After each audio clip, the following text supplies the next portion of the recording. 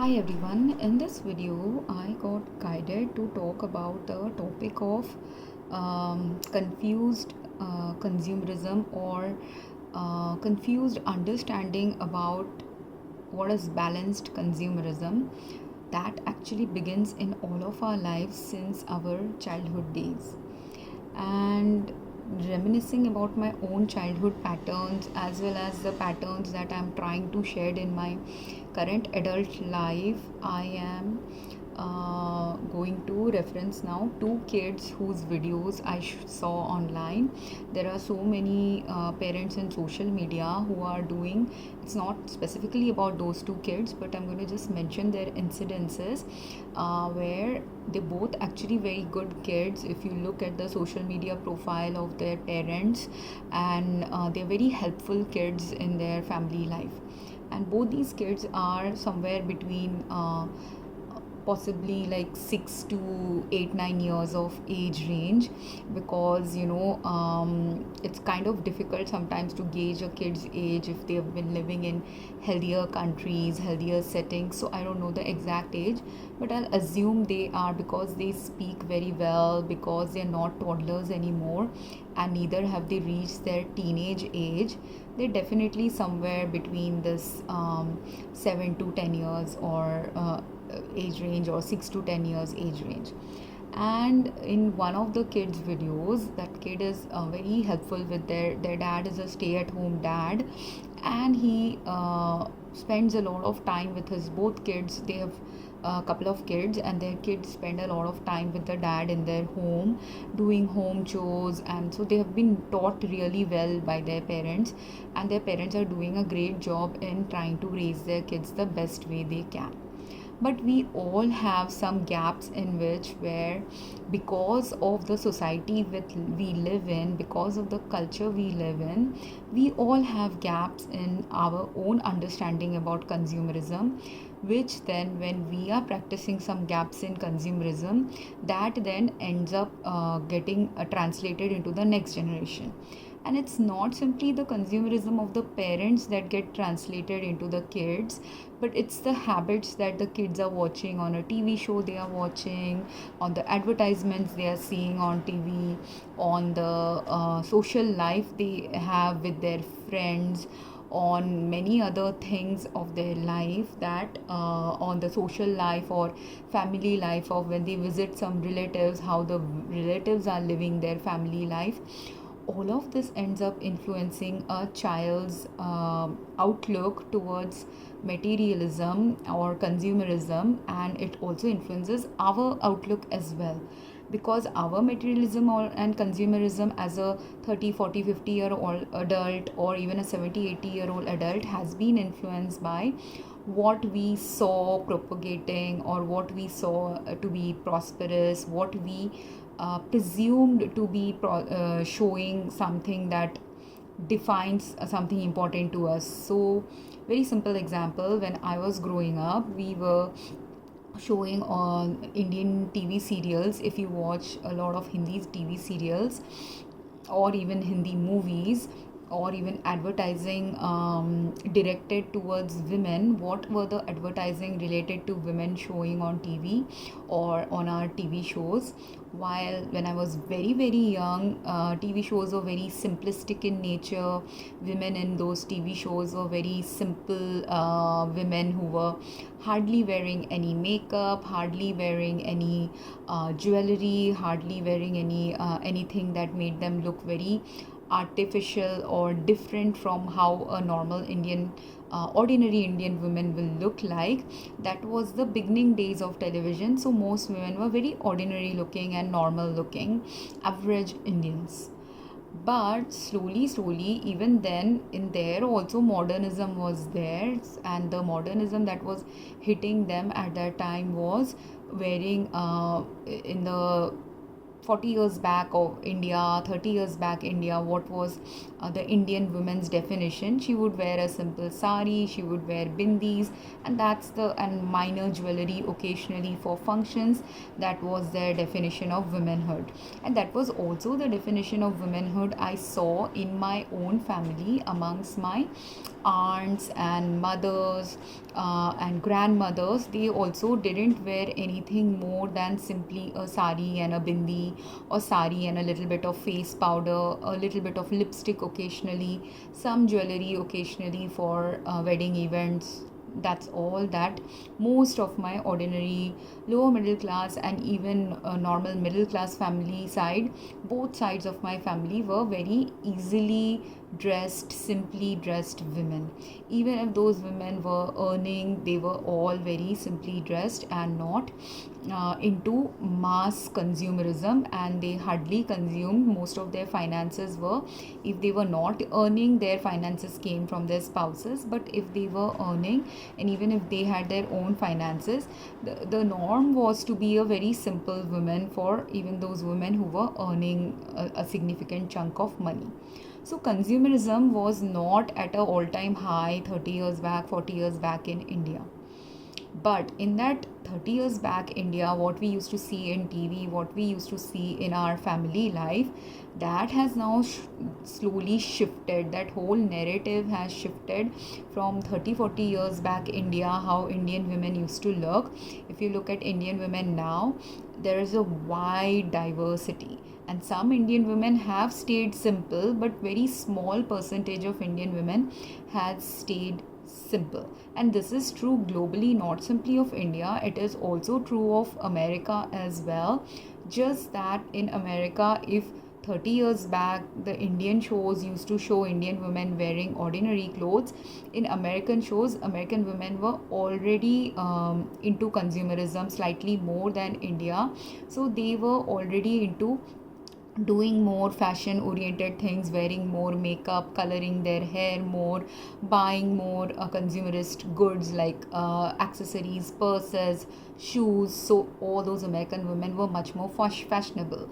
So when we used to watch American shows on TV, now looking at those fashionable women, what started happening, those women now who came from families where they had good financial access, slowly those women, either from their parents or because they were earning themselves, you would have slowly started seeing the shift of those actresses on TV and people in our general life as well, who started following the same fashion trends as what they are watching on TV, for the American women following in their American TV.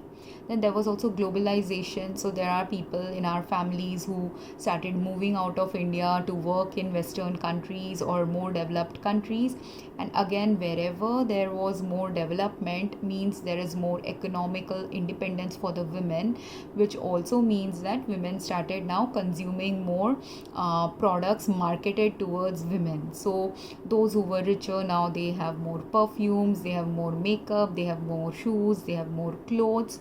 And then what started happening on TV shows and Indian movies, you will see all the Western influences started coming in, and then the Indian women started now dressing up with more makeup. Indian women started now showing up in those shows with fashionable purses. Then slowly they also started shifting into wearing Western dresses. And there is also a chunk of Indian women's shift that I didn't observe when I was living in when I was not living in India. So there was a 13-year gap when I was living outside India. So I didn't see the trend of how Indian women and school girls and college students were shifting. And what was that shift that I saw? While in US, when I was living in US, I was missing wearing Indian clothes and saris, because obviously in my workplace I was wearing all Western clothes most of the time, and very rarely, occasionally I would wear something Indian. Not in one workplace I wore something Indian, but most of the time, one or two workplaces I have worn something Indian. Otherwise, most of the time I have always worn only Western clothes. And I have no issue wearing Western clothes, no issue having any complaints wearing Western clothes. But because the Indian clothes have a different feel and color and things like that, and it's a habit that I had from childhood, and something that I was also watching on Indian shows on TV. I also wanted to be fashionable like a Indian woman as much as I wanted to be fashionable like a Western woman.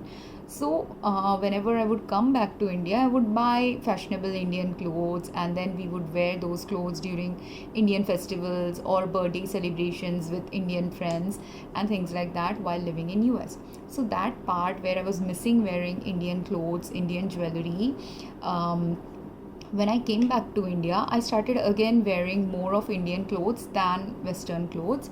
And there was a secondary reason I started doing that, which was a health reason. At that time, I didn't realize it was a major health reason, but my skin was not able to wear too much synthetic artificial clothes, and those synthetic fiber based clothes were mostly present in our Western clothes, whereas Indian clothes we still had a mix of synthetic blended clothes as well as pure cotton related clothes. And I started gravitating towards wearing more pure cotton based clothes, which looked better when styled in Indian style. So I started, I only wore most of the time in India Indian clothes made of cotton, or at least cotton lining was present. Initially, I was wearing it because I simply missed the color of vibrancy of Indian clothes. So I used to buy really vibrant Indian clothes, which in US you didn't get. The most of the people there wear very sober clothes. Not too much of bright clothes are worn except during maybe Christmas time. So most of the time, since sober colors are used there, and I had that need, a subconscious need, that I wanted to wear bright clothes. So initial few years I was wearing these bright clothes. But what was happening in India? In India, all the women my age who are working for multinational companies or corporate places, they started shifting their clothes into Western clothes. So while I, living outside India, started craving wearing colorful Indian clothes, the Indian women, seeing the TV shows of American TV shows on Netflix or Amazon, or watching American movies, or when they are working in a corporate setting, they're also likely having corporate meetings with conference calls with their colleagues from outside India. So they started blending into wearing those clothes that Western women wear. And most Western women's clothes are all light colored clothes. So they will wear light colored tops, simple nude or less vibrant skirts, some vibrant tops they might wear, but the suits they would wear would be the less vibrant colors, like the normal black or gray or blue or white. Those kind of clothes are what they started wearing. Whatever is the fashion norm normally globally in a corporate setting, that is what they started following. And not simply the women who are working in corporate who are my age, but also the teen Indians now have also shifted watching American shows. So even in teen India, I see more of people wearing those short mini skirts that Americans wear, Europeans wear. But when Europeans and Americans are wearing those short mini skirts, they are wearing it when the weather is really hot. In the summer time they wear it. Because climate appropriate clothes. So when it is really cold weather, or at that time, even if they might be wearing a short mini skirt, they're also during the cold weather wearing some boots, or wearing some knitted I'm now forgetting the words. But they're wearing knitted products, they're wearing stockings. Yeah, that's what I was trying to remember. But all these things people wear, I'm forgetting and blanking out on it, because instead of wearing stockings, which I found very difficult to wear most of the time, so very rarely I would get a dress up like that, and most of the time I instead chose to wear trousers, because trousers was my easier to wear thing in cold weather conditions.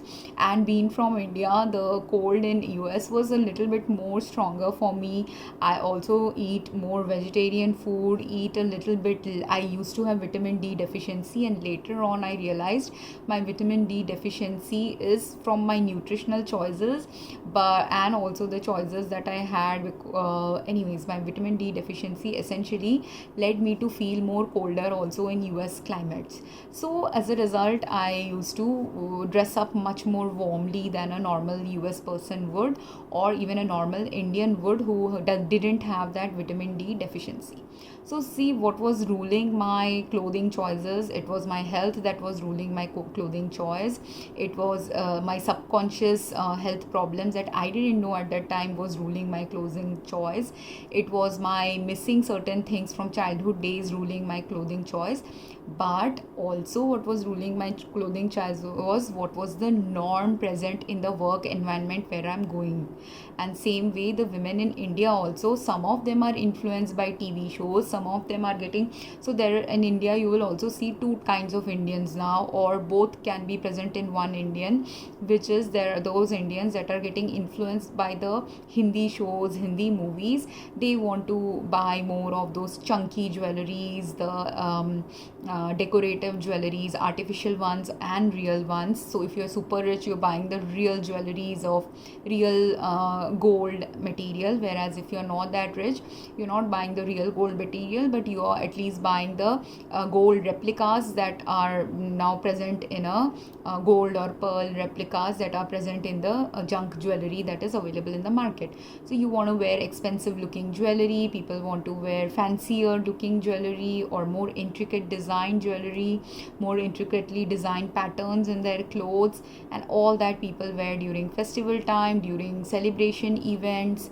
And so at least 10 times 20 times in a year people are doing that fashionable accessorizing using Indian clothes, whereas rest of the time that same person might be wearing Western clothes in their office, right? So this is happening with the working women, whereas with the non-working women, they are and in the working women, not everyone having a corporate life is dressing up like a Western woman. Some dress up like Western women, but some are also wearing simple salwar kameez at their work, or some do not care so much about fashion, so they don't get influenced so much by fashion. They just are at the similar level as what they saw their parents grow up, or at an in-between level of what they saw their parents grow up and what they also see other colleagues dressing up in, and they appropriately dress up according to their colleagues, right? So this is what is going on. And in college, most people seeing that mini skirts are popular, many people are wanting to now shift their dressing sense to that. And while mini skirts, there's nothing wrong in wearing mini skirts, but what happens in a country where you're wearing mini skirts, like in a country like India, is if you live in a very conservative family, or if you live in a city where it's not safe for women, at that time if you wear mini skirts, it's a very inappropriate thing to do. Even though you see women wear it on TV wearing mini skirts and not experiencing any trouble, but if in reality, if you start wearing mini skirts in a village of India where the density of population of men is higher, where the oppression of women is higher, there if you start traveling not just wearing mini skirt, if you just travel as a single woman only in that state, it can become dangerous, which is what I experienced in India. I don't even wear mini skirts. I've hardly ever worn any skirt below the knee length in my entire 40 years of my life, even though I lived in US, but very rarely I wore it. And after wearing it also, I would usually regret it because either the skirt didn't look good, or it, I just didn't think it matched my fashion tastes. So whatever it was, that is my personal preference. But those people who do wear mini skirts or wear very revealing clothes in India, and even when I don't wear revealing clothes, I can still be inappropriately dressed according to the social norms of certain very conservative places of India. Like this experience that I had in Rajasthan, I was wearing something very conservative according to Mumbai standards, like wearing salwar kameez with dupatta and everything. But in Rajasthan, the dupatta you will wear will protect you everywhere, and in Rajasthan the women are not bulky looking or fat looking like me. They're not voluptuous, so the voluptuousness of my form itself is going to be looked at a very out of place thing there, because their women are very thin and wiry, and they also hide and cover their faces. Even if some women might be a little bit more voluptuous, again they hide their whole body in cover their whole body in clothes such that male gaze doesn't fall on them. And that's why in that area it is unsafe for women to travel the way I was traveling. And if instead of even this salwar kameez and dupatta that I was wearing, if I had ended up traveling wearing jeans now on without any dupatta, or wearing mini skirts now without any other, just because it's hot there in Rajasthan, even more attraction of the male gaze would have happened, especially if I was traveling alone. And in at that time, or even if I was traveling in a group of 2 or 3 women. But that area I realized was very, very conservative, culture oriented. And one time I had gone there with some female members of my family also, and one of the females in my family had indeed decided to wear short skirts there, and immediately she attracted attention. And another time I went alone there, and at that time also I attracted attention because of my form, even though I was dressed conservatively. So essentially, for women, if you don't know this, that certain parts of India you shouldn't be traveling in the same free will way, free spirited way you are traveling when you are traveling in Europe or living in a larger city of India, will you attract invariably sometimes some problem, and those problems that then become news items, that this woman got attacked by someone, this woman was raped by someone in India, right? And can we change this narrative when the entire India is ready to understand that respect women in the right way, when the men have been taught how to respect women, when the men realize that respecting women is also not is also to understand that they can have a right to dress the way they want. But these kind of things are narratives are not even taught to any Indian boy. Most Indian men, even in a city, sometimes gets horrified seeing a woman wearing short clothes. And most the other secondary problem is not just Indian boy related problem, global men problem, that you watch these porn things, and after watching porn you associate a naked body with porn related things, and associate and start thinking that just because someone matches a form that you have seen in the porn, that person also has the same mentality or wants to do the same things that the porn is saying a woman wants to do with a man, which is entirely a false narrative. Because no woman, or 99% of the women in the world, if given a choice, would not engage in any of those activities if they are decent women, if they are respectful women, if they respect their body appropriately. They will not allow a man to do that to their body, which again can be an egoistic issue. And that's how marital rape also happens, because if a woman has some self-respect, she may not want to be violated in a particular way. Sex is an important way of doing sex, and there is a respectful way of engaging in sex with a partner, and there is a disrespectful way. But most men, when they look at the disrespectful way shown by porn, do not realize they can get programmed. Like how I was saying, how I was getting programmed, I didn't even mention many other programming that happened with me. One was watching the jewelry ads in India. The jewelry ads, or our Hindi TV serials and Hindi movies, started stressing and focusing on the importance of being engaged using a ring. So I got very set into that parameter, that if you love someone, you should get an engagement ring from them, or if you are getting married, you should get some jewelry from your spouses. All these things started getting programmed. Or if someone loves you, they should be providing you with jewelry as a gift occasionally, sometimes in your marital life. All these programming started happening with me. And like that, with women, the programming starts happening with gifts that they will receive from their men. So some women start expecting flowers, and it's not that that programming is working on both ends, men and women. So men and women both. The man who wants to now compete, like if they find a beautiful woman, they want to compete for a beautiful woman, and they see that 3 men are after that beautiful woman, 3 other men are interested, then one man will think of competing via whining and dining. One might think of competing via giving gifts of rose, to drinks, to taking them somewhere, to giving them gifts of jewelry, all these things. So like all these men, when some beautiful woman is present, they will compete. And when they marry, there is the other set of women who just marry whoever their family tells them to marry. And then maybe the woman has these expectations that the man should be giving me this gift, that gift, based on what narrative they have watched on a TV show about romance and all that. And then women are feeling unhappy that the thing that the narrative that they are seeing on a TV show is not unfolding in their life with their boyfriends or spouses. And this is where the narrative starts getting twisted between men and women. And while women are watching all the family oriented things that they want in their family life, in their gift giving, in their material life, what are men getting entranced by? Men are getting entranced by those women who give them unlimited sex, who give them nasty sex, who give them who look like a literally like the devil, like the movie, I'm forgetting the movie's name, Bedazzled, I believe. Bedazzled movie, actually, Elizabeth Hurley's character was deliberately chosen to look like the very glamorous women, because devil is indeed in the glamorousness of a man or a woman. Like the more artificially cultivated appearance you create for yourself, the more deeply and artificially cultivated you are, the more you are supporting the devil than the naturalness of your being. And like the cultivatedness can happen not simply in how you dress up or how you look, but also the behavioral patterns which are misaligned with your core nature.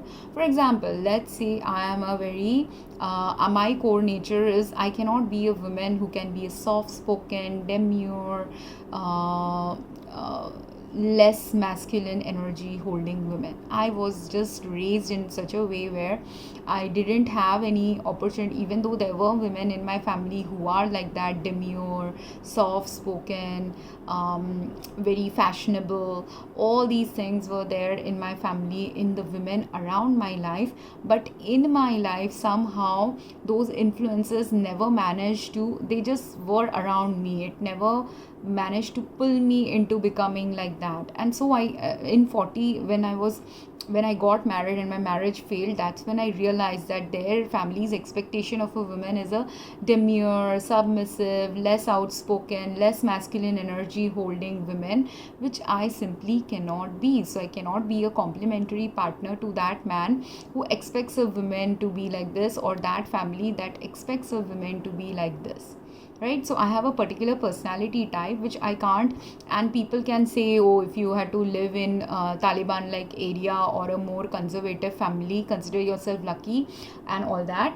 But again, I am not brought up, if I was meant to experience that conservative culture of Rajasthan, which I just glimpsed by 2 visits to Rajasthan, if I really had to be like the demure women of Rajasthan, or the ghungat wearing women of Rajasthan, I would not have been raised in Mumbai. I would not have had the opportunity to live in US, right? So that experience wouldn't have unfolded even if I was meant to be like a Rajasthan woman or a typical Bihar woman, right? Where certain pockets of India, or even like those pockets of my family where women behave demurely in their family life, wouldn't have been that kind of a woman. If I was meant to be that kind of a woman, then only for 30-40 years of my life that experience would have come up to me. And then according to my personality, even my personality, like women live in those areas, but they also have adapted and shifted according to the norms of that area to be who they are. If some of them are authentic to themselves, they would have shifted to be who they are. Like some masculine energy women who got raped in Rajasthan now, and she was masculine energy, that's why maybe she got raped, because she might have protested a little bit more. And when you protest, and whereas most other women are keeping quiet, so while she protested, she got raped. But after that rape, whatever she did with her life changed her life. Some other women, while she didn't protest anything with her, there was some Rajasthan women story I saw on Facebook, and she was on Josh Talks, and she started her own small business from a YouTube channel, and which she was able to do it out of the isolation she was facing in her marital life. And then when her husband moved to a new city, she didn't have enough friends, so she just started pursuing what was natural to her. And what was natural to her was was needed by certain segments of the population. That's how she became popular with what was natural to her. So always doing what is natural to us helps us in aligning us towards going into a certain way of living conditions.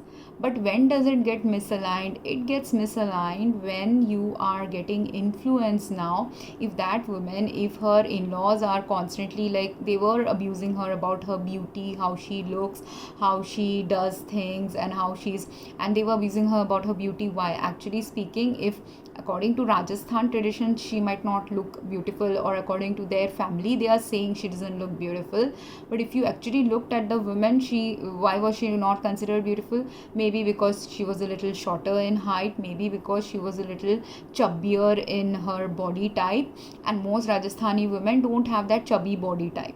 So because she has that chubby body type, at least the Rajasthani women who live in Rajasthan or in a very deserted place of Rajasthan will not have that chubby exterior.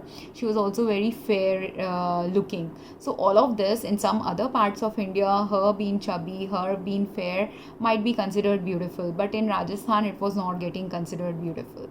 Or that family in which she has married, she actually possibly to them also looks beautiful, but you get backhanded compliments also from people who don't want to acknowledge that you are a beautiful person. And she was not simply a beautiful person in looks, but she had some beautiful personality that showed up when she started doing her YouTube video. That's why she became popular there, right? So and that acknowledgement was needed for her, but that acknowledgement was not coming from her family life. So sometimes some influences that influence our world and for her, the thing that was impacting her world was a negative influence of her family, her husband's family constantly abusing her verbally about her looks and other qualifications that she had, which is a common Indian in-law problem. But the common Indian in-law problem causes most women who are of a little softer nature to break apart, continuously start becoming abused. Here her husband also realized her problem, so luckily he also decided that instead of when he got an opportunity to get a different job in a different city, he decided to move. Now there would be many other husbands who, even if they got an opportunity to move, if they didn't care about their spouse, they would not take up this opportunity. If they cared more about their family, they would instead refuse the job offer and stay with the family. But here, because he understood the value, possibly partly, that's why he was able to take her to a different city where again she had social isolation, but that social isolation drove her to do something meaningful with her life.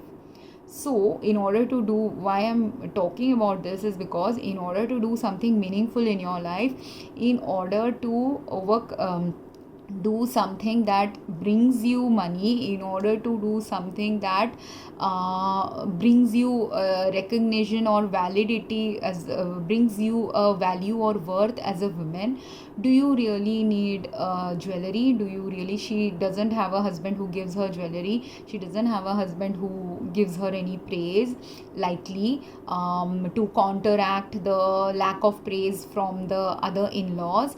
But there was a husband who took the proactive action of at least taking her away from an abusive situation. So in that woman's case, if her husband instead had provided her all these mass marketed products of giving her a lot of jewelry, giving her a lot of clothes, would getting the jewelry and clothes helped her with her abuse? No. If she's constantly getting abused in the family life, giving her how much ever jewelry and gifts you give her, that would not have brought her happiness. What brought her happiness was relief was first the trauma of abusive situation went away from her life. It can again come back every time she will go and live with those in-laws, possibly, unless the in-laws now change their patterns.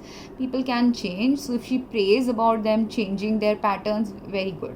But if they don't change and if they continue still being their old selves, every time she visits them the abuse would be there. But at least now if she's visiting them once a year or once in a 5 years, at least the abuse of daily lives abuse has gone away from her. So was that a more meaningful gift to her husband, moving her to a place where that abuse is not there? And he simply didn't move her to a place where the abuse is not there. He's also the kind of husband. Now some husbands might even take you away from the abuse because of their job, or they didn't even think about your abuse. They have just simply moved because they got a job. But at that time, if the husband didn't notice that the wife is having social isolation, wife doesn't have people to talk to, and she's getting depressed, he actually, for her to do her YouTube, because she was, understand this is India, and in a conservative culture in India where this is a housewife who doesn't earn her own money, so she doesn't have any financial independence in her life. And at that time, without any financial independence in her life, whatever access she is getting to anything in her life comes from her spouse, and might occasionally come from her biological family if her biological family understands what her plight is or wants to support her for some of her financial needs. Otherwise, such a woman who has never earned any money, who has never been given the opportunity to earn money by anyone in her life, she cannot get any financial independence or any financial access without someone in her parents' family or in her husband's family actually providing her some money for it, right? And this is where there are so many women who go through same experience as her but do not get a husband who will give her gifts. Like, she made these YouTube videos, how? By being able to have some money that gave her access to buying a phone, buying cable for her phone, repairing her phone if her phone or cable is dying, going and getting the freedom to sit and watch YouTube videos for a while, for her to be inspired into creating a YouTube video. So all these things would she have got if she lived with her in-laws who are abusing her daily and constantly asking her to do lot of household chores? No, she would never have got it. If she was living with her in-laws, she would never even get 10 hours of 10 minutes of time to sit and do something for herself, which she got that extra time to do something for herself, sit and relax at home. Her husband gave her a phone, or her husband, if not her husband, her brother or sister or father or mother gifted her a phone. So someone gifted her a phone. Now, so I don't know who gifted her the phone, but either the husband or someone from her parental family gifted her a phone. But after getting the phone also, if the husband is now jealous of, because there are those husbands also who get jealous that if your family is giving you a phone, I will not let you use it, I'll take up your phone, I will break your phone. Or if she was getting popular in the social media, and she got started becoming initially popular because of they got a small baby, and maybe to when you get a baby, and the babies also, grandparents love talking to the babies, so because of which maybe her husband gave her a phone, or some grandparent of the child gave the phone, so that they want to communicate with the child. So the child created the space possibly for her to get access to a phone, maybe, I don't know. But whatever was the reason for her to get access to the phone, she started making videos about her child. Maybe initially she made videos by sending WhatsApp videos of her child or photos of her child to her family. And when that was popular, then she started making videos about child raising activities in her videos. I'm presuming, because I have never watched that woman's web page, but all I know based on what the Josh Talk thing I heard was that she was making videos about her child, about home caretaking related things. And this is what a general housewife will do. You will make a video according to what is your sphere of influence and what is the sphere of knowledge you have, right? So she will be making videos either about her childhood days, about her adulthood days, about her child rearing experiences with her child, right? And because I have watched other women's videos who make videos about their children, so which is what most women who are not working, or who may be working but also along with that making videos of their children, this is what they do. And now coming back to, and at that time again, if this woman has financial abuse or a abusive partner as well, then the partner would get jealous of her, and her gaining popularity on YouTube will then start showing up in their relationship breakdown, or the partner will abuse her covertly, overtly in their family life. But I'm hoping, looking at her face, looking at the life she's how she was speaking, because I've also studied other women in the Josh talks, and I can distinguish between a woman who is having a balanced good life with their spouse and a woman who is not having a good life with their spouse or in-laws or parents or other life circumstances. There's a difference in your personality.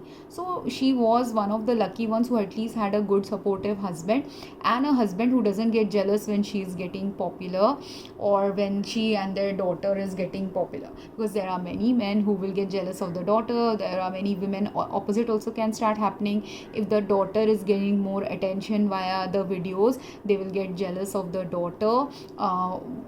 Multiple combinations starts happening when the greater the degree of some influence in us by the devil, the influence that causes us to feel jealous, the influence that causes us to feel a negative emotion instead of a positive emotion out of a positive experience, that causes sometimes difficulties in relationships, causes abuse in relationships, causes dysfunctionality in relationships, right? So here now, looking at her or looking at anyone in social media, there are people who will start getting jealous also, not simply in your own family life, but there are other people who will get jealous also of what you are doing. But also, outside of the people who are getting jealous of what you are doing, there will also be a segment of population like me. I do not raise any children, but I have seen my cousins raise children. I was myself raised by my parents, where I felt in certain places my parents might have done a good job in raising me and also might have done a bad job in raising me. So seeing all these things, I have realized now certain things about child raising, which I'm realizing maybe because maybe in the future I'm meant to do something with children. Maybe I want to raise a child in the future. Whatever it is, there is a set of life experiences I have had which has given me the insight on what is good child raising, what is bad child raising, and where exactly the child raising can get off. And in this child raising getting off is what my main crux of this video was. But in that, the reason why I talked and gave all this background story about how some parents are now raising their children, as well as my experiences about how I am getting influenced. One thing, what was I getting influenced by? I was getting influenced by getting a ring from someone, getting a present from someone. And there are so many women on social media who are, even now, not just in social media, in general human life, of all my friends and family that I know there are so many women who are influenced by this aspect, that they want monetary support from their husbands. They want their husbands to gift them monetarily some things. They want certain things in their life related to capitalism and consumerism that they are seeing other women pursue in their life. And when women want that from their husband, naturally when you are communicating with your spouse, those are the things that will cause fights also with your spouse. And same way, like how a woman wants some consumerist things from the spouse, a man also wants some consumerist things from his wife. So a man also wants a wife to look like Liz Hurley as well, but as well as do the things that the other girl was doing in the story in Bedazzled movie. So a man wants, there's a lot of things that a man also expects a woman to do in their life, and all of those expectations do indeed cause us misery in our life when the expectations you are holding from your partner are not balanced expectations, and the expectations you are holding from your partner is based on a image you have created about what an ideal woman should be in any man's life, when you've not created the condition for that ideal woman to exist in your life. For example, if there is a man who wants his wife to look very fashionable like Elizabeth Hurley, not Elizabeth Hurley also, any other woman who is very fashionable in that man's eye, it could be an Indian actress, it could be an American actress, you want your wife to look very pretty like Madhuri Dixit possibly, or be very talented like Madhuri Dixit.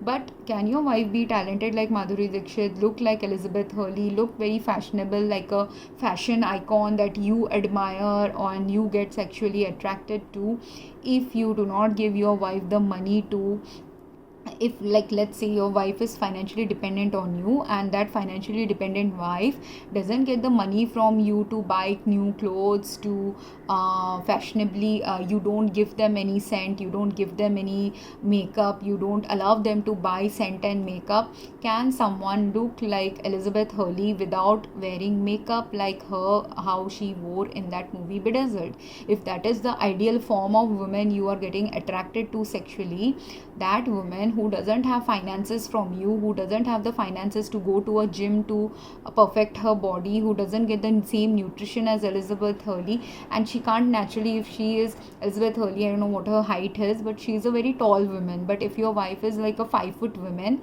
can you expect her to look like a 5 foot 6 inches, 7-8 inches woman?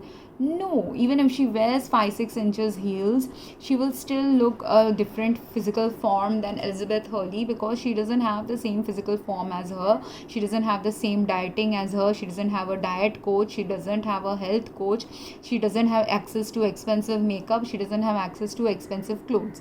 So you, being an ordinary man, expecting a woman to look like an extraordinary woman with a lot of resources, when you don't provide those resources to your wife, can't expect your wife to become like that. Secondly, even if you, let's say socioeconomically, you are at the same socioeconomic status as Elizabeth Hurley, like you and your wife both earn same level of money that Elizabeth Hurley earns, but Elizabeth Hurley, in order for her to look like a particular way, and this is nothing to do with her, I'm just using her as an example because of the Bedazzled movie, that's all, but there are multiple women like her. Every Hollywood actress in some way or the other looks like her. Many Indian actresses also look like her, so, and have the capacity and financial capacity to dress up and look like her, right? So there are at least 1,000 women in the world who have the financial capacity to be like her, look like her, be like Hollywood actresses, be like Bollywood actresses, be like any actress that a man is aspiring sexually towards, and wants their spouse to look like. But again, even if your spouse works that same number of hours and has the money access that these actresses have, again, these actresses also have a team of people making them look glamorous in a certain way.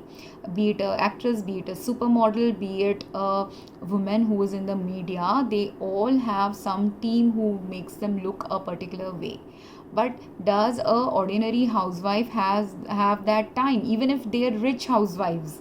Even if they are not housewives, like if you are a housewife, but you may have family responsibilities and family obligations, will you have the time also? Like, even if your husband gives you the maximum money to look like that, will you be able to look like that every day? And also think about this, do these actresses also look like this every day? Have you seen photos when paparazzis follow these actors and actresses? At least in America, I have seen so many photos of actors and actresses having ordinary days as well, where they look like a ordinary American, simple American who works in a lab, or an American who works in a school. They look like those Americans as well. So why? Because it is realistically not possible for any woman to continuously wear makeup like that. If you continuously wear makeup like that and every day want to wear makeup like that, you will fall sick eventually someday in your life. And you can continue being like that. I'm not saying that there are not some women who don't continue being like that. I do know many friends. When I was doing MBA, I got exposure to those people in my MBA life who do dress up like that every day after getting influenced by Hollywood and Bollywood and all these fashion media related things. So those women in MBA school, in business school, or those who work in high corporate settings, they do end up looking like the Devil Wear Prada look, or looking like Elizabeth Hurley, or looking like any fashionable woman they watch in a fashion magazine look like. But even then, 8 hours of the day, 10 hours of the day, if you dress up fashionably like that also, there is still going to be 4-5 hours in your day or a weekend time where you don't want to wear fashionable clothes like that.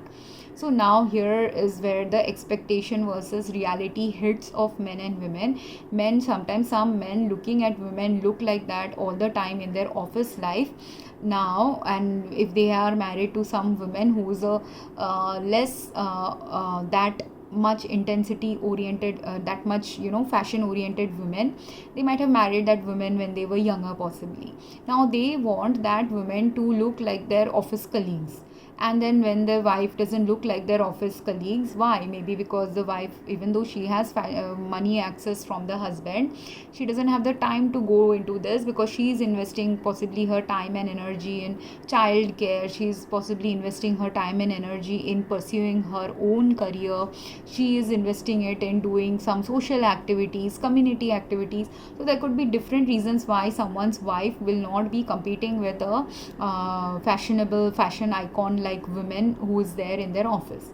But if that fashion icon looking woman who looks very sexier than their wife now starts hitting on them, is it the wife's job to ensure that you don't get hit upon by other women, or should it be that man's job that they shouldn't be hit upon by other women or get enticed by other women if you have been happily married for a while, or if you've been dating someone happily for 5-10 years without marrying them? Right? This is where men falter, because it is very easy for a man, if they are successful men, to get the attention of women. But after getting the attention of women, if you don't reject those attention of those women and don't stay loyal to your spouse, are you are failing at the job of, you are actually letting the devil into your life, right? Because your wife also possibly has the capacity to look like that, but when she is also the cutthroat woman, then she will not be giving you the comfort. And this is where many men who have affairs do this. They want the comfort also of the wife who is feeding them, taking care of their needs, attentive towards them and everything, but they also want the other woman who meets their sexual desires and everything. And that's how affairs continue. That one is giving them their sexual fantasies, other one is managing their money, managing their home life. But this is where you are splitting the world into a devil's world, and you're living in a devil's world, when you don't realize that if you have created a circumstance like this, you are being unfair to on multiple aspects of humanity, a thing that you will learn only possibly after your death, or only possibly after you get separated from the wife who was loyal to you, or after you get a nasty experience of either physical diseases from the women you are sleeping with, or from the some women really been a real devil in human form, who will eventually trap you into a life that you will finally realize how miserable your life is. Otherwise, and these are the only choices you are living. When you are pursuing the devil will lead you towards these choices, and you had the opportunity to not pursue that devil, but you decided based on the porn you're watching, based on the media you're watching, that this woman is aspirational. The man is getting influenced by the media to think this type of a woman is an aspirational woman, and it boosts the man's ego if the woman gives them that kind of sex. Similarly, it can boost a woman's ego. A woman can also stray from a good stable marriage if their husband is never gifting them something like a expensive jewelry or something that they have fantasized about, and then when that fantasy is coming into reality by some source, they start falling in love with that source, all the while forgetting that there are so many other things other than the fantasy that you have about what a man should provide, which is the reality of what should a man actually provide, given how you are with your spouse and how your spouse is with you. So in the reality of the experience of the Rajasthan women I was talking about, the reality is, if she doesn't get gifts, it doesn't matter to her. What she needs is practical resolution to her life problems. And when the practical resolution to her life problems happens, that is when she has a happy marriage with her daughter, with her husband. And in that she has decided that how she was getting abused by her in-laws, she doesn't want that experience for her daughter. But when will that experience with her daughter not unfold for her daughter? If she protects her daughter in some ways and keeps in touch with her daughter after her daughter, like 20 years later, if her daughter gets married, at that time, if she keeps in touch with her daughter, yes, some of the abusive things related to your daughter you can prevent, or before marrying her you analyze the family to see if they are a decent family or not. You may help but it is not always necessary. Some people can put a great show in front of in-laws, and in behind the scenes they could be really cruel. So you cannot, and in fact if you protect your daughter, overprotect your daughter, also there is a harm, because those overprotected people are then more likely to fall in the trap of someone who is really really viciously cruel. Because this is what unfolded for my mother, this is what also unfolded for me in a way I didn't know it was unfolding. But some overprotectiveness related mindset of mine, or I don't know how to explain it, what unfolded with me. But the life lesson I learned was, sometimes you also have to have the cruel jar from awakening from the universe. If you are living, like for her indeed daughter to indeed not have that kind of a bad spousal experience and social experience with in-laws, can only be rectified when collectively everyone in Rajasthan or everyone in India wakes up, or everyone in the world wakes up, that we shouldn't be cruel just because someone has some advantages that we don't like, or someone has something that we don't like. We should continuously criticize them. That mindset has to go away. You can criticize, but when it is constructive criticism or something to help someone, then that is a place of negative words in someone's life.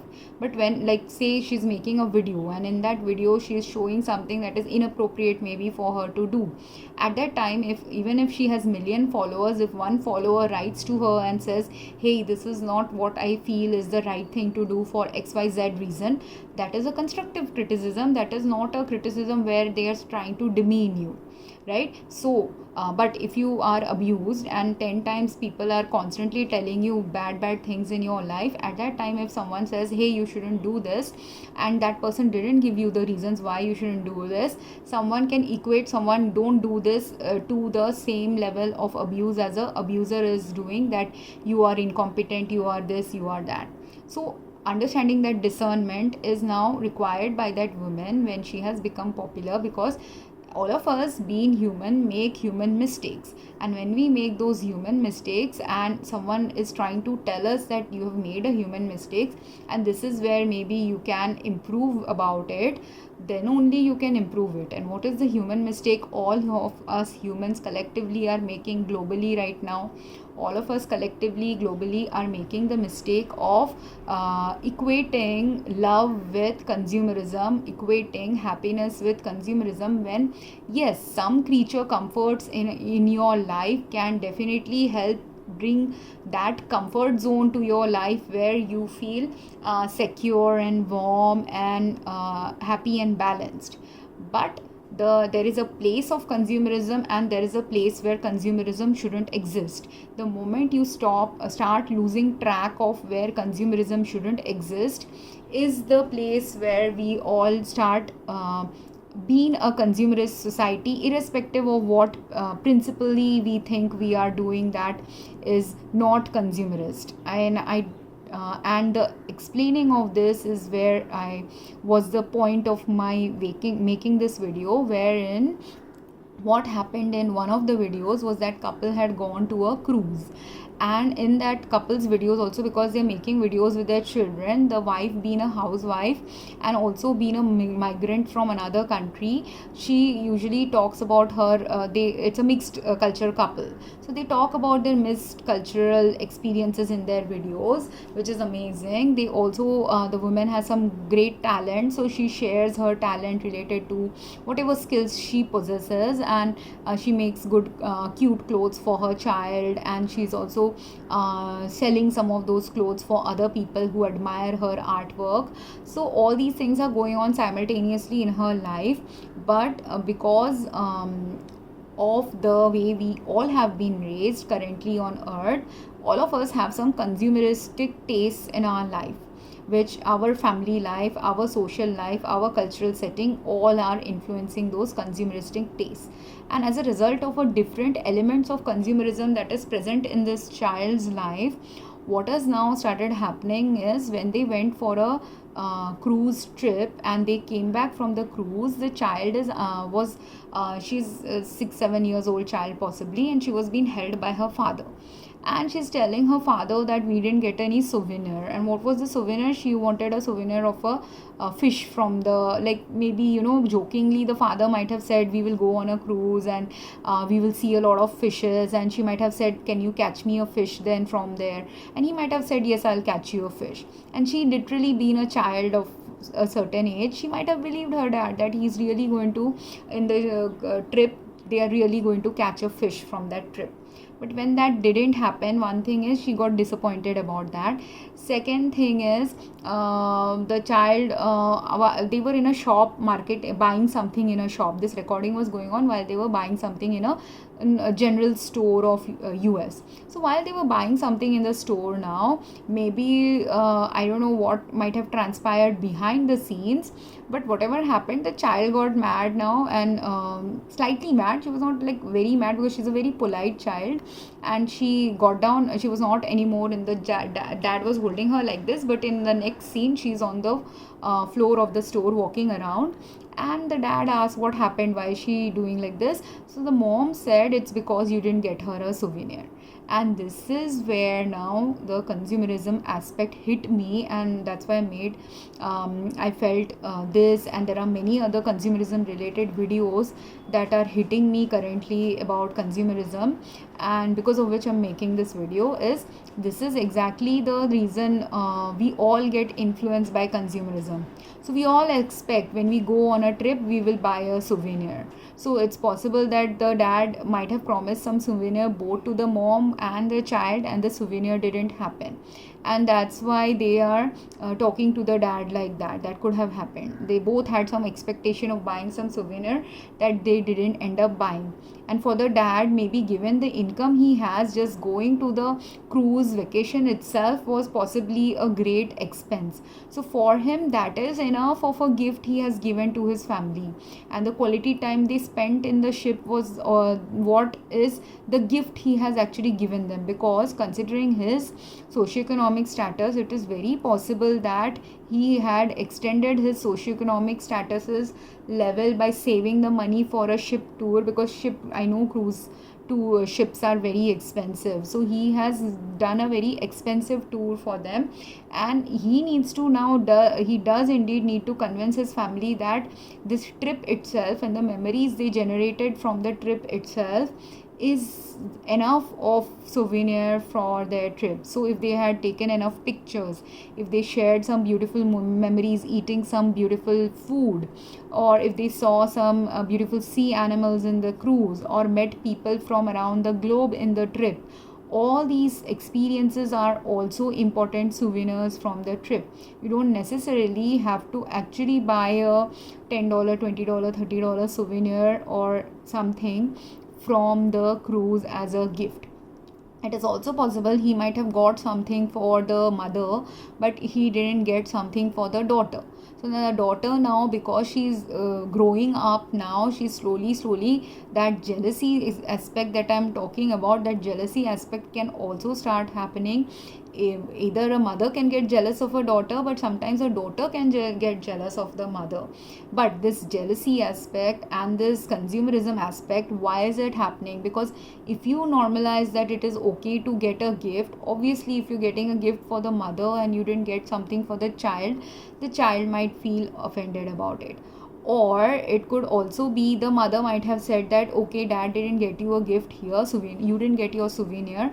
They might have bought souvenirs for other people in the family, like let's say and you have extended family, so for your brother, sister, cousins, you might have bought something as a souvenir gift for other people, and they all got some souvenir, but this child either didn't get a souvenir or they didn't label what they bought for the child that this is your souvenir. So she doesn't know this is her souvenir, or she still expects that fish as a souvenir.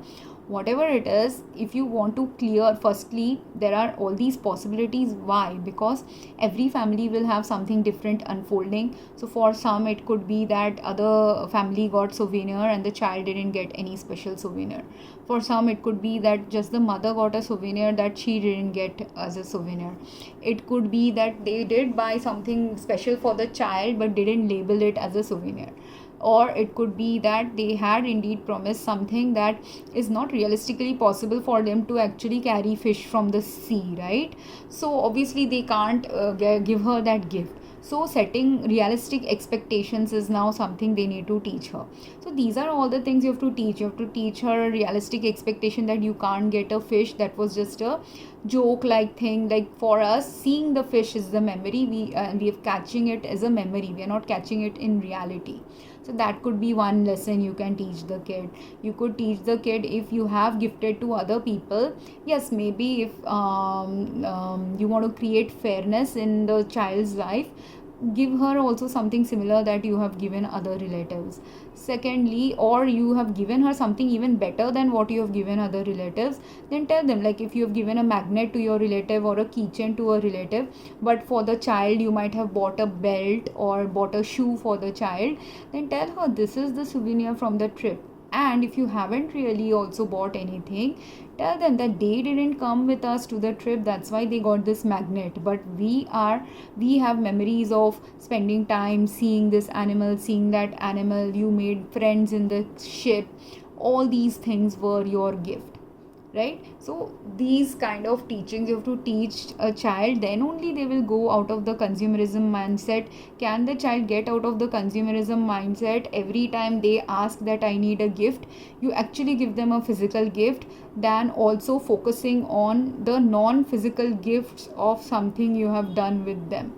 Then only the child will appreciate that this is also a gift. This is a non-physical gift, but this is also a gift, which I realized about my parents. Like while my parents didn't give me expensive gifts growing up, they also did give me some family time related gift, which was that they gave me the time to enjoy time with my cousins in childhood days. So, and my dad didn't used to enjoy spending time with my cousins, or he had his own issues, so he would not spend time so much. Like in our childhood days, in one of my mother's side of the family, my cousins were my age, whereas in father's side of my family, my cousins were not my age. So naturally, hanging around with them as a 5-year-old 10-year-old kid was not as fun.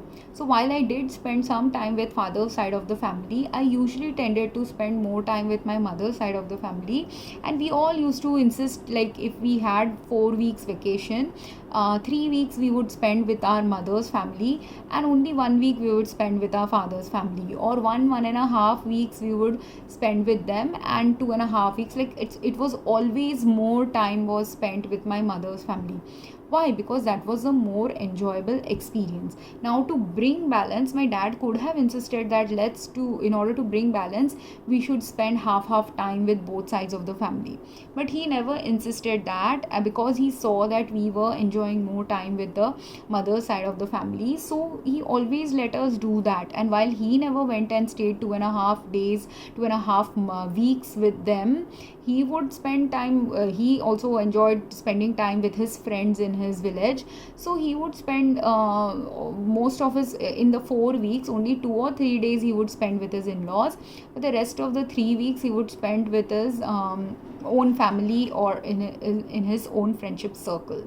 Whereas and he would allow my mom to spend let my mom spend 2.5 extra weeks with her siblings, right? So this thing that he did, that giving my mom the time she needed to spend with her friends and family, was something that he gave her every time we came on vacation. And there are so many other women who never got this vacation time, because their husbands never thought of, their husbands themselves likely never missed their friends, so they never thought of going back in the hometown to spend time with family.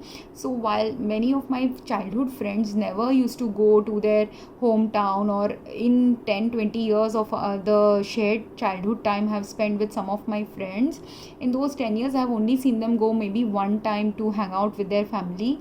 We used to go at least 10 times more than they used to go and hang out with their family, because our family was also very welcoming, or those family who were welcoming were still alive at that time.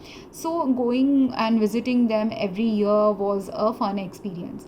But then when did it stop becoming a fun experience is when the grandparents died, when the people we are now visiting are not as welcoming, or not as enthusiastic about us spending time with them.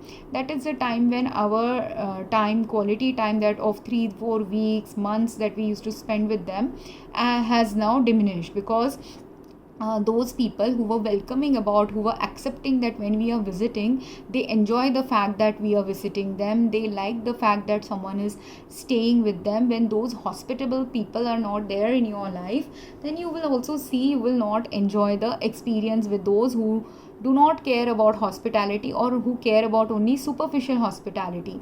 So for them, with those people, now you can only spend maybe 2 days in a month or 1 week holiday, rather than spending the whole 1 month holiday you used to enjoy, or couple of weeks holiday, longer weeks of holiday you used to enjoy with me personally. It was always my grandparents who appreciated us coming, and some uncles, aunts who appreciated coming. But the moment the grandparents and those uncles and aunts who appreciate our company have died, then you going to them, it doesn't become as fulfilling a experience, because you can see that if you go and stay with some people longer than a couple of days or a week, they do not enjoy your company.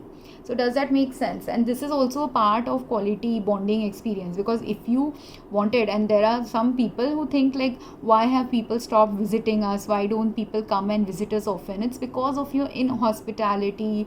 And you have to realize that the reason why people were visiting was because there were some people in the family who really appreciated that every time you came, they enjoyed your company. But now that every time you go, when people do not enjoy your company, or have some boundaries related to enjoying company with you, at that time you can't go and do the same experience with a person who fully enjoys your company. A person who fully enjoys your company, or doesn't care how long you stay, in fact the longer you stay, they enjoy your company even more, is a very different person from someone who doesn't enjoy your company more than 2 or 3 days in a year, right? So naturally you cannot have that same repeating experience if you didn't create the space for that same repeating experience to happen. So these things related to quality family time also, if you want to actually inculcate in your kids, you have to also understand, in order to inculcate those quality family time related habits in your kids, you can't create that if you don't yourself appreciate that in your life with your kids and other relatives. Because I do have some family and friends who wonder that why don't they have this quality family time that I am describing about my childhood days. The reason is because either you didn't appreciate it, your parents didn't appreciate it, the people you are going to want to create that quality family time didn't appreciate it, or all three factors are now in place, because of which you can't have a quality family time with those people. But does that mean you can't have a quality human experience with other people? No, you can. So those people who do not have a close, well-knit family, those whose well-knit family has broken because those people who could create that well-knit family experience are not there anymore, or those who do want to create that well-knit experience are not given the opportunity to create that experience, at that time you can still have that well-knit experience. But now it means it is not going to happen with your family anymore. It means it can happen now with some strangers, or it's the time now to build connections with other people in the world, because we do exist in a world with 8 billion people. So that eventually some of us, not everyone's life purpose is that. Those who have happy family life, their purpose is to be with their family. But those who do not have a happy family life, their purpose is to meet those other 8 billion other people on earth, because you're meant to create a happy family life with someone else in the world. If not family life, happy bonding, friendship based experiences with someone else on earth. That's why you are having those negative experiences, or experiences that are different from the norm. So that is one experience that some people could end up with in their life. But these people that I'm talking about, where they are the family oriented people, and they are not understanding why that family oriented experience didn't unfold for them when they went on a vacation, or when they are doing some activity in their childhood that was creating a family bonding time, but now it is not, that repeat experience is not happening. And in that lies the experience of how you are, like while your close knit family experience is happening when 5-6 members of your family are jointly hanging around together, but it is not happening when you are trying to create a separate family experience with your children. That is not happening because that level of involvement that is needed to create that well knit family experience can't happen until the parents give the effort. So to this child, they can, the daughter also, the second reason why the daughter is separating from the dad is because if she is slowly going to hit the tween age and teenage, at that time daughters anyways will start separating a little from their fathers. So that thing also can be happening. And if she is just moving from the toddler age to the tween age, while a 5-year-old or 4-year-old or 3-year-old loves to hug their parents, a 10-year-old doesn't love as much to hug their parents. So that is also happening. So it's not simply that she didn't get a souvenir, but it is also that she's growing up as a child, so she's not going to hug the dad anymore, hug the mom anymore, and instead she wants to explore the world. So because she wants to explore the world, now if parents want to connect with her, they have to go on an exploration journey with her while she's exploring the world. Meaning, like how she wants the fish, even if the dad doesn't take her and get her a fish, maybe the next thing bonding activity could be them going on a 1 month later on a different vacation time to go fishing together. That could be one experience they could explore. Or they could be they could go to an aquarium in their city, or they could sit and watch a fish related movie, or they could play a game together in their weekend time to have that same quality. Maybe she's also missing the fact that in the cruise maybe they had a quality family time that dad, now busy working, isn't able to give to the child. So on the weekends maybe she's expecting dad to spend more time with her. That could be another thing that they could give. But these quality experiences can happen when the consumerism related experience, the quality related experience, the bonding time related experience, all needs to shift intuitively according to what the father can do, what the child can do, and what they can jointly do together, what the father has to teach, and what the child is also shifting the father and parents to learn. Because when the child is growing, you have to also adapt according to your child. The child is growing in a particular way according to their a toddler's needs are different from a 8-year-old's needs, which will be different from a 12-year-old's needs, which will be different from a 15-year-old's needs. So you have to keep shifting also your roles as a parent with the child. And those parents who don't shift are the parents who end up sometimes not understanding where they are going wrong with their children, which happened with my parents. Like they kept some good experiences for us, but they didn't shift according to our aging needs or according to our social needs or socioeconomic needs. Or their socioeconomic status changed, but they didn't shift accordingly to that. Then the second child's example I want to give, and I'll be short about that second child. That second child spends a lot of quality time with the dad. The mom is the one who is the primary caregiver of the earner of the family, and at least that's what it seems like. And maybe slowly that narrative might shift. But whoever is the owner now, the thing that was present in their life is they're very consumerist oriented. They're always like wanting to celebrate birthdays with a lot of gifts and lot of pomp and show, and lot of consumerist activities are shown in some of their videos. It's not major consumerism because obviously they are a normal socioeconomic status family, average middle class family of US, but I presume it is US, but they are also not they are also being the typical socioeconomic status family, where when I went to US, I also got into this consumerism aspect of wanting to spend whatever. Again, that same influence that I'm talking about, how I had influence about what TV shows and movies showed me, like that again, when you watch Hollywood or American TV shows, again there is a certain expectation that starts coming up, and not simply from TV shows.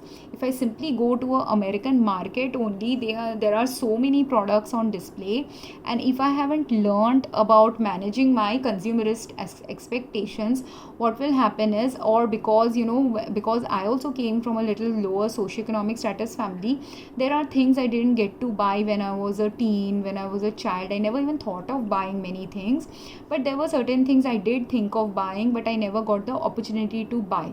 So naturally, when I was living in US, I started buying those things, like if I like colorful plates or Christmas themed plates, and again, these are also mass marketing things only. In US, you will watch these things happen in movies of Christmas time, movies related to Halloween. There is all these subtle messaging going on, which influences people to think that Christmas will not be worthy of a Christmas if you don't buy some of these products, or Halloween won't be as fun if I don't buy some Halloween themed products. But it can be fun. Only thing is, you have to realize that what is the level of attachment you want to these themed products, and what is the level of detachment you want. Or like, people might think like, without a Disney experience, your child will not it is not a happy childhood. So some people, if they have daughters, they want their daughters to wear Disney themed clothes or buy the Disney theme. If the daughters ask that, and they are socioeconomically good enough status, they will give the Disney themed bed sheets, or make a Disney themed room, something they never got to experience as a child. So they want their daughter to experience that, or a Iron Man themed something for the son. So something, whatever typical boys and girls are being marketed, and whatever was a hidden wish in the parents' heart also, that never got fulfilled when they were children, they want to fulfill it with their kids. But in that only, if you have been consumerist in buying, like, I want a Disney themed room for this person, Iron Man themed this thing for that person, Harry Potter theme for this birthday, and this theme for that birthday, if you have now started propagating that in your life, what has happened is, in there they had been doing some activity possibly with their child, where the child was asked what do they want for Christmas, and the child gave some big Christmas list of very expensive items, like items that are worth like $200, $1,000, which is a really expensive thing to give any child at that younger age. Again, that child is also 8-10 years age. So, and they are now questioning, how is our child so consumeristic? So how is he consumeristic? One is, you're always celebrating different themes, right? So that different themes is also driving the child to think consumerism is okay. But the second thing is, and when you are taking also going shopping also with your children, if you are being consumerist, the child is picking that up, that it's okay to buy more and more things. Secondly, they also have friends. Now, it's a pattern of all of us, my generation, who have these hidden wounds, where we want to give our kids certain things which maybe our parents couldn't afford for us, and because all of us have been marketed all these products for a long time. So most of us have this consumeristic patterns in our daily life, which then translates to our children also, and is also translated to the people our children are going to school with. So naturally, everyone now wants that what is prevalent at the time, that everyone is what the popular kids are likely asking their parents to buy. Now, the popular kids can demand a $1,000-$2,000 thing from their parents, and those kids who typically are the popular kids are who? Those kids who are richer kids, and those richer kids can demand anything from their parents, and the parents, being very busy and very rich, will likely give them also that $2,000, $1,000 gift or $200 gift. But rest of the parents, out of like the 100 kids in a particular class, or let's say section of school, or 30 kids also in a particular class, 1 or 2 kids might be able to buy those expensive gifts, but the rest of them are not supposed to buy those expensive gifts, are not supposed to have only parents who should be giving them those gifts. But that can only happen when you teach the kid the right consumeristic attitude about these things. And this thing did happen in my childhood days. Like in my childhood days, most of all the people in my friendship group, and we used to not only have school groups, but we used to live in a colony. So in our colony there used to be multi-story buildings, and in these multi-story buildings I had many friends my age. My brother also had many friends his age. So in my friends group there were things like they were getting as gifts from their parents, like their parents, everyone jointly kind of got access to cycles. Now cycle was a gift that our dad could have given us, and it was not that expensive a gift, but our dad, being a particular kind of a person, didn't end up giving a cycle at the age when all other kids were learning the cycle. So that created a social isolation for us, and he could have afforded to give us that cycle. He just didn't choose to do that. But then there were some wise decisions also he made, because he is the personality he is, so he made those decisions. Now I appreciate those decisions now, when as a child I didn't appreciate it, which is what he also made these decisions of when everyone in our society, like there used to be black and white TV when we were really young in our society, but my dad didn't buy a color TV until our black and white TV stopped working. And that took a lot of time for our black and white TV to stop working. So until then we had only a black and white TV. We also didn't have cable connection, because cable connection gave access to 10, 20, 30 different channels, whereas our TV was just running on the pre-cable antennas, and so we only had access to 2 channels. Now that way my dad limited our consumerism, limited our exposure to consumerism, limited our exposure to being influenced by the media also in childhood days, all of which now I appreciate. At that time I was not as appreciative, but I also didn't care. I was a very non-consumerist child in some aspects. So I cared, and yet I didn't care. So I cared in the sense, like, yes, in schools when friends are talking about some popular Hindi show, I was not watching it, so I didn't know anything about that show, and a little bit I felt bad about it, but I wasn't that socially isolated as a result of it, so I didn't care that much. And later on, almost 10 years later, we got a color TV, and again almost 20 years later, another 10 years later, we got the access to cable TV connection that we didn't have when we were younger. Whereas all my friends had access to the cable TV, and naturally they all got influenced by it to bring more consumeristic practices also in their life. And that consumeristic practice that didn't get inculcated now in my life in childhood days has continued even now. Like slowly that impact of not having too much consumerism in your life does seep into your life eventually, when it is important for it to seep in. And while as a child I didn't appreciate all of those experiences, out of 10 non-consumeristic experiences, 2 or 3 I really didn't appreciate, and it took me 2-3 decades to really find value in them. But there are many of them I did appreciate. So I was thankful that there was no cable TV, because I would have watched even more TV. I used to watch a lot of TV, and if cable TV was there sooner in my life, I would have watched even longer hours of TV.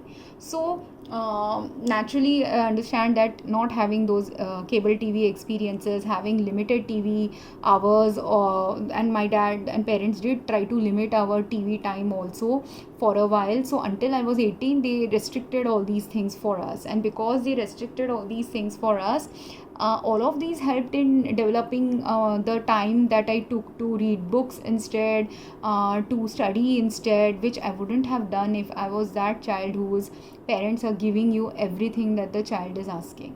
So this is where modern parents also have to understand, given the modern life, what consumeristic aspects of your children's life you can control, you can also and the reason why I appreciate minimalism in some aspects is because of my parents. They were both minimalistic in nature, and their minimalistic qualities then eventually rubbed off on me. So even when I had money to buy many things, I didn't covet buying most of the things that women or men think are important to buy to show success in life. And this thing, understanding that if you buy things according to necessity, according to need, and according to